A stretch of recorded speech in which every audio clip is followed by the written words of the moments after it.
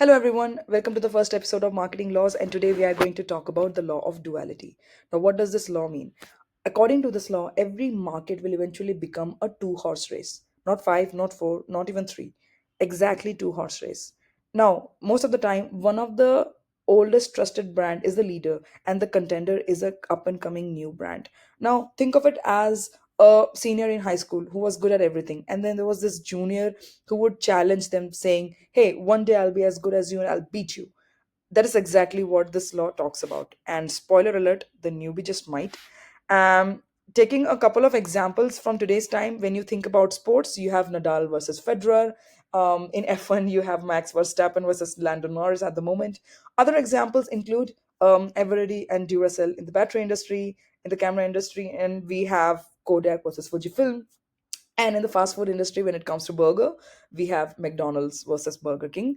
P.S. I love McDonald's more.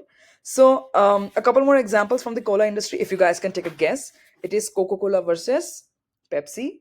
In the sports shoe industry, we have Nike versus, I don't know whether you guessed it right, but it's Reebok. And in the pizza industry, we obviously have Domino's versus Pizza Hut. Now, what does this law also say?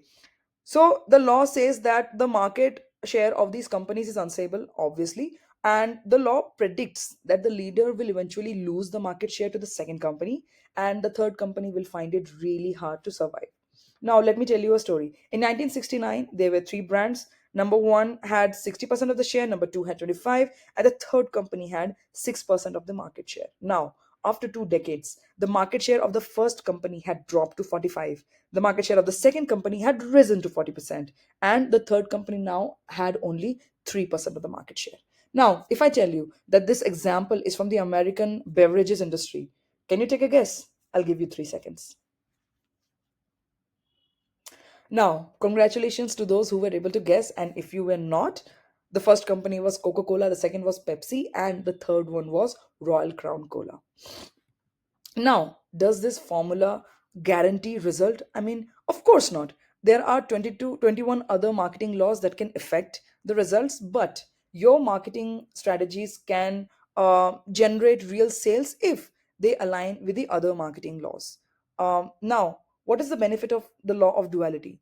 Knowing that the market is eventually going to turn into a two-horse race is going to help us plan our short-term strategies. Now, the question that arises is why the market becomes a two-horse race? Why there are no straight answers? Because the market changes, there are fluctuations, that there are way too many variables. There are a couple of logical reasons. Let me explain you that. Number one is psychological simplification for consumers. Now, over time, the consumers will prefer to simplify their choices, and they gravitate towards the most familiar brands, the ones that they have trusted, the ones that are most visible. Now, this effectively narrows down the competition between two front runners rather than the smaller players. Second is the economies of scale and resources. The top two brands typically have a lot of resources to invest. They can invest heavily on marketing, on distribution, on product development, and on customer services. Now, this creates a very high entry barrier for any up and coming or smaller competitions. The third is focus on rivalry and competition of rivalry. Now, we love rivalry. The competitors and consumers tend to focus between the rivalry and the attention of the leader, whereas the number two company is continuously trying to position itself as a clear alternative to the leader. Now, this kind of sharpens the competition, but only between these two companies. Now, the second question that arises is why is the number two company able to overtake the first one? The first logical reason is complacency and agility. Now, the number one company is already a leader. They might become complacent or overconfident about their leadership position.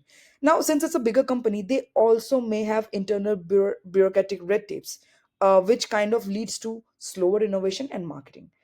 Whereas, in contrast, the company that's in the second position is hungrier to become number one. They are more aggressive and they are more focused on disrupting the leader. Now, this gives them an advantage and they are able to innovate more and faster. The second is about market saturation and growth.